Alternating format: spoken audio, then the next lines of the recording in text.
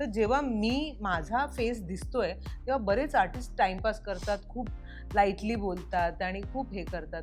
पण हरीश पण तितकाच सिन्सिअर आहे. तो तितक्याच इंटेन्सिटीने देतो, कारण जेव्हा तो एक्सप्रेशन देतो की आधी तिच्यावर असलेलं प्रेम जे आज नाहीये असं नाहीये, आत्ता पण आहे.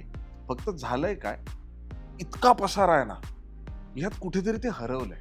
अविनाशचं असं झालंय, मी संसार माझा रेटितो.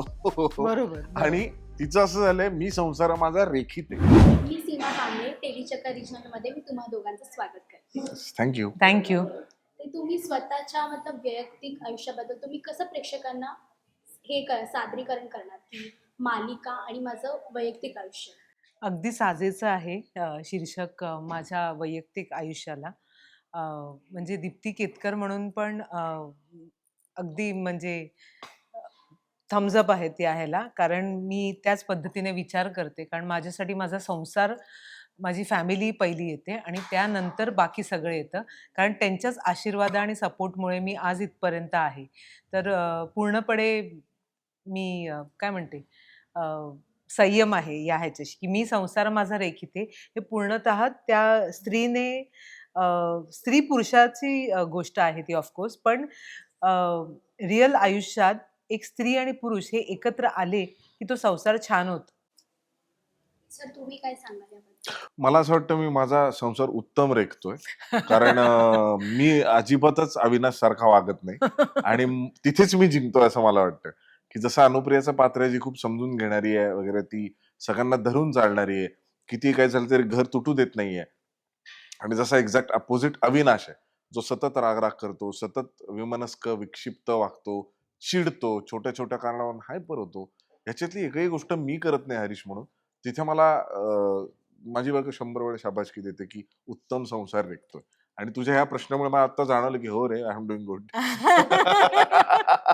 तर माझा तुमच्यासाठी असा प्रश्न आहे की जेव्हा आता लग्न झालं म्हटल्यावरती भांडायला तर भांडं लागतं, बरोबर. हं. वाद तर सुरू होतात.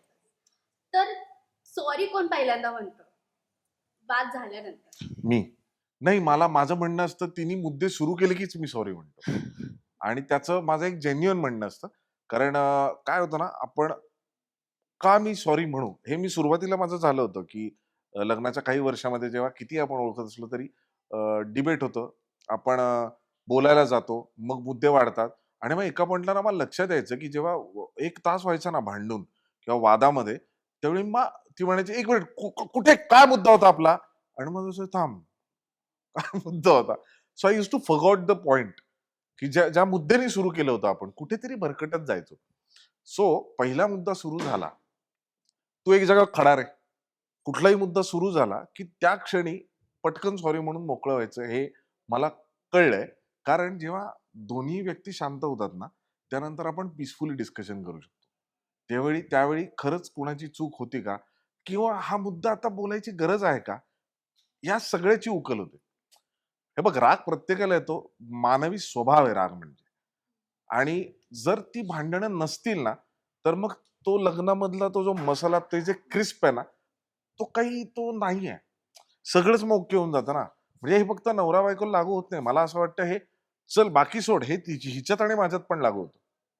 की उद्या जाऊन जर आमच्यामध्ये एखाद्या सीनवरून डिबेट झालं, तर ते सीनच्या गुडविलसाठी आहे. आमच्यात आणि रवीमध्ये डिबेट झाला, आमच्या दिग्दर्शकात. सीनसाठी आहे. सो त्यातून घडणारी गोष्ट ही उत्तम असते. पण ती तेवढ्यापुरती घडवावी, तेव्हा लगेच सोडून द्यावी. सो मला माझं एक weapon is to say sorry. पटकन सॉरी म्हणून मोकळे व्हा. आणि आजकाल त्या गोष्टीचा तिला जास्त राग येतो. तू तू लगेच सॉरी म्हणतो. तू लगेच सॉरी नको म्हणू. लगेच नाही. थांब, मी बोलते काहीतरी. सो पण अनेकदा असं असतं, की ऐकून घ्यायचं. काय फरक नाही पडत. मॅम तुम्ही काय करता? काही नाही, मी पण सॉरी म्हणून टाकते. चुकी स्वतःची हां. नसली तरी? माझं आणि माझ्या नवऱ्याचं असं भांडण त्याची स्टाईल आहे ती, की खूप अशी शांतपणे होतं. असं खूप हं, हं. एकदम शांतरित्या तो असं काहीतरी मांडतो आणि मग माझा स्वभाव असा असल्यामुळे मी आपलं, "अरे नाही, पण ते असं, पण ते तसं, तसं, तसं." पण माझा मुळात जर हरीश म्हणाला स्वभाव, की विसरून जातो. मी विसरून जाते. म्हणजे हं. रात गई बात गई. ठीक आहे, आत्ता जर झालं तर सॉरी ना, चल ना. म्हणजे आता ते जेवणावर काढू नको किंवा असं ह्याच्यावर. दुसऱ्या दिवशी उठल्यावर मी विसरलेले असते. आणि आता इतकी वर्ष आमच्या लग्नाला झाली, 17 वर्ष झाली आहे, की तो पण माझ्यासारखं व्हायला लागले, की तो पण नाहीतर पहिलं असं बऱ्याच जणांचं असतं किंवा "अरे तू इतक्या" तो मला म्हणायचा, "इतक्या लवकर तू नॉर्मल कशी होऊ शकते?" मी म्हटलं, "अरे काय आहे? आपण काय असं पर्सनली काहीतरी मुद्दे धरून भांडत नाही आहोत ना, बरोबर. जस्ट ते सिच्युएशनवर काहीतरी तो आर्ग्युमेंट होते. आमची कधी भांडणं होत नाही, आर्ग्युमेंट होते हं. आणि मला आवडतं ते आमच्या नात्याबद्दल. पण ते दुसऱ्या दिवशी आम्ही विसरलेलो असतो आणि लाईफ एवढी छोटी आहे, लाईफ सो शॉर्ट की तुम्ही कुठे मुद्दे ते ग्रजेस धरून राहताय. म्हणजे आज माणूस आहे, दुसऱ्या दिवशी नाहीये, असं माझं ठाम मत आहे. तर त्याच्यावर तुम्ही कुठे असं राग तो ठेवणार आहे स्वतःकडे. उद्या काही झालं, की तुम्हाला ते वाईट नाही वाटलं पाहिजे, की अरे आपण राग धरून ठेवला. सॉरी बोला आणि विसरून जा. मालिकेत एकत्र काम करताना तुमच्या मते असा असा एखादा कोणता अनुभव आहे ज्यामुळे तुमची ऑन स्क्रीन आणि ऑफ स्क्रीन बॉन्डिंग खूप चांगली झाली आहे? मला असं वाटतं आमचं ऑफ स्क्रीन बॉन्डिंग खूप चांगलं होतंच आणि आम्ही एक सिनेमा केला होता पावनखिंड, पण ज्याच्यामध्ये आम्ही काम एकत्र नव्हतं केलं. म्हणजे हिने वेगळे सीन शूट केले होते, मी वेगळे सीन शूट केले होते. बट ऑफ स्क्रीन आमचा एकमेकांवर एवढा कॉन्फिडन्स होता, की जेव्हा हिने माझं नाव ऐकलं, मी हिचं नाव ऐकलं, त्या क्षणी आमचं असं झालं होतं, की यार अरे डन, डन, डन, डन. आम्ही असू तर ते चांगलं होणार. ऑन स्क्रीन जेव्हा काम करायला लागलो, त्यावेळी एक चांगली गोष्ट आमची प्लस आमचा दोघांचाही, की आम्ही इक्वली सिन्सिअर आहोत. त्यामुळे आम्हाला माहिती आहे, की आम्हाला काय म्हणतात 5 वेळा, 4 वेळा, 4-5 वेळा सीन वाचावा लागतो. मास्टरसाठी वेगळा वाचावा लागतो, क्लोजसाठी वेगळा वाचावा लागतो. वाक्य थांबलं असेल तर आणि दोघंही तेवढे प्रामाणिक आहोत, की वाक्य चुकलं तर आम्ही त्यात नाही, नाही उतना तो चलता है ही कॅटेगरीज नाही आहे आमची. बरोबर. सो आम्ही फाईट करतो प्रत्येक वाक्यासाठी. भले मग आम्ही दिग्दर्शकाला फार त्रास देतो, की नाही, नाही आम्ही परत, परत एकदा घेतो ना मी. आम्ही दोघंही नो नॉनसेन्स कॅटेगरी आहोत. म्हणजे खरं सांगायचं तर आमचे 90% असे हे आहेत ना, की जे जमतात, की आम्हाला शॉट चालू असताना आवाज नाहीच आवडत. हं, आमचा शॉट चालू असताना दुसऱ्यामुळे तो खराब होत असेल, आम्हाला नाही आवडत. हं. आणि ह्याच्यामध्ये ना कित्येकदा असं होतं, की मी बोलतो तेव्हा ही बोलणार असते किंवा ही बोलते तेव्हा माझ्या इथपर्यंत आलं असतं, की मी आता बोलेन. हं. So we are match from मला तर असं वाटतं, की वी आर करेक्ट मॅच, की अशी पेअर असेल ना तर लंबा खींच सकता है तो शो. बेसिकली काय आहे ना, की आम्ही पहिल्या दिवसालाच हे आता आम्ही सहमत झालो. पण आम्ही दोघांनी हे डोक्यात ठरवलेलं, की आम्हाला ही मालिका खूप चांगली चालवायची आणि ती चालणार आहे देवाच्या कृपेने. तर आणि आमचं कामाविषयी प्रेम, त्याच्यामुळे ना आम्ही एकदम असं पहिल्या दिवसापासनं, की आम्ही काम एकत्र केलं नव्हतं. आम्ही ओळखत होतो, एकमेकांचं काम आवडतही होतं. पण पहिल्या दिवशी ना तो आईस ब्रेक झाला. जेव्हा पहिला सीन झाला त्यानंतर मला असं वाटलं, "अरे हा अविनाशच आहे आणि मी अनुप्रियाच आहे." आणि एक आर्टिस्ट म्हणून आपल्याला जे दडपण असतं पहिल्या दिवशी, तेच तुटलं गेलं. म्हणजे कामामुळे. कारण कामावरचं प्रेम. कारण जिकडे म्हणजे आता क्लोजेस असतात. प्रेक्षकांना सांगितलं, की आमचे ओ-एस पण असतात. म्हणजे एक माणूस इकडे असतो, एक माणूस इकडे असतो. तर जेव्हा माझा फेस दिसतोय, तेव्हा बरेच आर्टिस्ट टाईमपास करतात, खूप लाईटली बोलतात आणि खूप हे करतात. पण हरीश पण तितकाच सिन्सिअर आहे. तो तितक्याच इंटेन्सिटीने देतो. कारण जेव्हा तो एक्सप्रेशन्स देतो, तेव्हाच माझ्या डोळ्यातले हावभाव पण येतात. तर बरेचदा असं होतं, की मी करते इमोट लक्ष देऊन, पण मग समोरच्या आर्टिस्टकडे लक्ष न देता, कारण तो एकदम शांतपणे बोलतोय. ह्याच्यात मुळात काय होतं ना, की कामावरचं प्रेम दिसून येतं. त्यामुळे आमचा तो आईस ब्रेक झाला आणि ती बॉन्डिंग चांगली क्रिएट हं, झाली. तर सर मालिकेमध्ये असं दाखवलं आहे की मॅम एका श्रीमंत घरातून तुमच्या घरामध्ये आले आहेत. हं. तर तुम्ही लग्न केलं तर तुम्ही तुमच्या आईंना असं सांगितलं की ती श्रीमंत घरातली आहे म्हणून मी लग्न करतोय. तर तुमचं त्यांच्यावरती प्रेम होतं का म्हणून फक्त त्यांची श्रीमंती बघून तुम्ही लग्न केलं? नाही मी माझ्या आईला असं काहीही सांगितलेलं नाहीये खरं तर. माझं तिच्यावर जेन्युइनली प्रेम होतं. कारण जेव्हा मी हिच्या प्रेमात पडलो, त्यावेळी मला आता लग्नाला 17 वर्ष झाली आहेत. 17 वर्षामध्ये माणूस खूप बदलतो. 17 वर्षामध्ये रिस्पॉन्सिबिलिटीज बदलतात, प्रेशर्स बदलतात, करन्सी बदलते. करन्सीचं मोजमाप बदलतं. महागाई येते, महागाई जाते, कमी होतं, कोविड येतो, सगळं होतं. सो या सगळ्या प्रवासामध्ये 17 वर्षापूर्वीचा अविनाश, ज्यांनी कदाचित कॉलेजमध्ये असताना मिस अनुप्रिया गोखलेला ऑन हिज नीज प्रपोज केलं असेल. तो आता 17 वर्षांनी तसा कसा असेल? हे एक जस्टिफाईड झालेलं रिझन आहे मला अविनाश बद्दलचं. पण हिच्यात सुद्धा बदल झालेच असतील ना. श्रीमंत बापाची मुलगी, जिला अगदी सांगितलं असेल, की "तू काहीही घालू शकतेस, तू जग फिरू शकतो, तू सगळं करू शकतेस." पण तिने स्वतःला मोल्ड केलं ना माझ्या घरासाठी. ती झाली ना उत्तम सून, उत्तम आई, उत्तम बायको. तर तर हा जो प्रवास आहे अख्खा, या प्रवासामध्ये 17 वर्ष हा पिरियड खूप मोठा आहे. की आधी तिच्यावर असलेलं प्रेम जे आज नाहीये असं नाहीये, आत्ता पण आहे. फक्त झालंय काय, इतका पसारा आहे ना, ह्यात कुठेतरी ते हरवलंय. आणि इतक्या पट्ट्या बांधल्यात डोळ्यावर. मग त्या आईने बांधलेली पट्टी असेल, बहिणीने बांधलेली पट्टी असेल, की ही वाईट आहे, ही वाईट आहे, ही वाईट आहे. या सगळ्यामुळे कुठेतरी आता ते सापडतच नाही. आणि म्हणून अविनाशचं असं झालंय, मी संसार माझा रेटीतो. बरोबर, आणि बरोबर. तिचं असं झालंय, मी संसार माझा रेखीत आहे. कारण कुठेतरी आहे ना, अनुप्रियाच्या पण डोक्यात हे आहे. कारण की म्हणजे जे प्रोमो बघितल्यावर जेव्हा लोकं विचारतायत, की का आत्ता कोण सहन करतं आणि हे करतं. पण अनुप्रिया हे कॅरेक्टर हे डोक्यात मागे ठेवतंय, की अप्स एंड डाउन्स लाईफमध्ये असतात. परिस्थिती बदलते.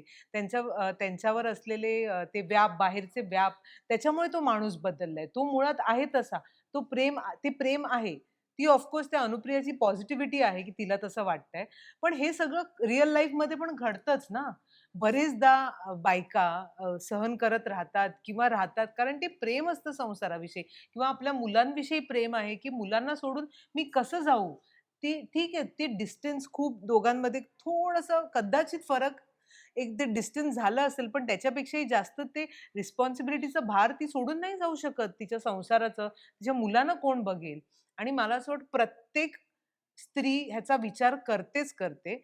ज्यांना खूपच कष्ट होतं ते दुसरा म्हणजे डिव्होर्स किंवा आत्महत्येचा किंवा असं बऱ्याच गोष्टींकडे जातात आणि आमच्या द्वारे आम्हाला हेच सांगायचं की ते सगळं न करता आपण कसं बदलू शकतो. म्हणजे जेवढी ती बाई आत्ता तिला त्रास दिलं जाईल किंवा वेगवेगळ्या पद्धतीने तेवढीच ती कशी राईज होईल फिनिक्स सारखी. आणि पुन्हा एकदा प्रोमोमध्ये दाखवताना असं दाखवलंय, की खूप म्हणजे ती सहन करते, सोशिक आहे, तिच्यावर असे कारण आम्ही पात्र एस्टॅब्लिश करतोय, ते कॅरेक्टर्स दाखवतोय. पण त्याच्या पलीकडेही भरपूर काही आहे. भरपूर असे वेगळे एलिमेंट्स आहेत, जे अनुप्रियाच्या आयुष्यात आहेत. जिवंत किंवा निर्जीव अशा. त्याच्यामुळे ती एक-एक दिवस ती पुढे-पुढे नेते आणि सोशिकपणा दाखवायचं कारण पुढे जाऊन she is going to just come like a fire असं आहे.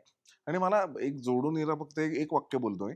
प्रोमो म्हणजे काय? प्रोमोमध्ये तुम्हाला ती पात्रांची ओळख आम्हाला करून द्यायची. तुम्हाला त्या गोष्टीची वन लाईन सांगायची. प्रोमो म्हणजे मालिका नाहीये ना. मालिकेत प्रोमो बघता क्षणी तुम्हाला काय दाखवलं? मी टर्न झालो, हिचं पात्र एस्टॅब्लिश झालं, की अरे ही घरगुती एक बाई आहे. मी चहा ठेवला, पात्र एस्टॅब्लिश झालं, की अरे हा जरा तिरसट आहे. माझ्या आईने पेपर पाहिलं, कळलं ही पण जरा तिरसटच आहे. मुलगी हिचं खूप करते. मला मुलीचा राग येतो, बास आम्हाला एवढंच दाखवायचंय. आता जेव्हा तुम्ही मालिकेचा पहिला एपिसोड बघणार आहात, आता तो जर प्रोमो यातून म्हणजे काढूनच टाकला, तर कळणारच नाही तुम्हाला पहिला एपिसोड काय. हं. सो मला असं वाटतं इट्स व्हेरी अर्ली टू जज जेव्हा प्रोमो आपण बघतो आणि विचार करतो, की नाही, नाही, नाही, नाही. ही तर सेमच त्या मालिकेसारखी आहे. ना, ही डिफरंट आहे. ही मालिका वेगळी आहे. या मालिकेचं सगळं वेगळं आहे. सो प्रोमो बघून कन्क्लूड नको करूया. प्रोमो सारखा बघूया, की अच्छा, अच्छा, अरे ह्या पद्धतीची पात्र आहेत. फाईन, आता आपण मालिका बघू. हे जर लोकांनी जर समजून घेतलं ना, तर खूप सोपं होईल. नाही आत्तापर्यंत जे प्रेम तुम्ही दीप्ती केतकरवर किंवा हरीश दुधाडेवर किंवा संजीवनी जाधववर तुम्ही करत आलात ना, तर ते प्रेम इकडे पण जरा येऊ दे, तुम्हाला करेक्ट. कळेल आणि तुम्हाला मजा येईल बघायला. कारण आम्हाला खरंच मनापासून काम खूप मजा, करताना खूप मजा मजा. येते. खूप मजा येते. तर तुम्ही ऑडियन्सना काय मेसेज देणार की तुमची सिरियल आता म्हणजे सुरूच होणार आहे तर त्याबद्दल अशा समाजात पण अशा खूप अशा घटना आहेत घरामध्ये देखील असं होतं तर तुम्ही तुमच्या मालिकेतून ऑडियन्सना काय सांगाल की तुम्ही कोणत्या पॉझिटिव्ह वेने तुमच्या घरामध्ये कसं राहिलं पाहिजे किंवा तुमच्या पार्टनर सोबत तुमचा बॉन्डिंग कसा असला पाहिजे. मला हे सांगायचंय की पार्टनर तर महत्वाचा आहे. पण मुलीकडचे जे माहेरचे असतात ना, त्यांनी पण आपल्या मुलीच्या मागे खंबीरपणे उभं राहिलं पाहिजे.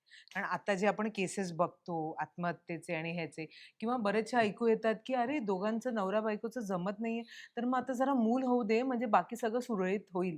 असं नाहीये. पहिलं त्यांचं नातं घट्ट होऊ दे, मग तुम्ही पुश करा. कारण त्या सामाजिक बंधनात तुम्ही पाडताय त्या मुलांना, त्यांच्यावर ते प्रेशर, सामाजिक प्रेशरमध्ये तुम्ही पाडताय त्या मुलांना. त्यांना आधी दोघांना जेल होऊ दे, त्यांना पुढे जाऊ दे आणि मग आणि मला असं वाटतं, की प्रत्येक ते जर ती स्त्री येऊन सांगते घरी, की मला हा त्रास होतोय, तर तुम्ही माहेरच्यांचे म्हणजे आई-बाबा असो किंवा नातेवाईक असो, त्यांनी जरा खंबीरपणे उभं राहावं. म्हणजे असं म्हणू नका, की चल आता डिव्होर्स घेऊन टाक. पण बघा, म्हणजे तिला तो फ्रीडम मिळाला पाहिजे, की आणि बरेच असे केसेस झाले, की तिला पैसे आणायला लावले घरून आणि मग त्यानंतर ते पुढे-पुढे वाढत गेलं आणि मग तो खूपच बबाल झाला. तर तेव्हा तुम्ही त्याला प्रोत्साहन देऊ नका, की आता मुलीला पैसे आणायला सांगताय, तिचं छळ करतायत तरी पैसे आणले. मग आता एक मूल झालं तर हरकत नाही आणि तरी ते टोकालाच जातं. तर जेवढं आपण त्या मुलाला किंवा त्या मुलीला किंवा सासरच्याकडच्यांना ब्लेम करतो ना, तेवढं मला असं वाटतं, की माहेरच्यांनी पण ब्लेम केलं पाहिजे आणि त्यांना हे सांगितलं पाहिजे, की तुम्ही म्हणजे त्यांनी हे लक्ष म्हणजे आता माझी मुलगी आहे, तर माझ्या मुलीच्या मागे मी खंबीरपणे उभी राहणार आहे.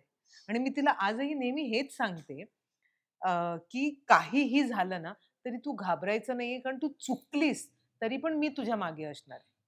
चांगल्यारीत्या, चांगले संस्कार करून ऑफ पण नाहीतर मुली घाबरून जातात आणि मग मुली माहेरीच जात नाही किंवा ज्या जातात तरी त्यांच्यावर त्रास होतो.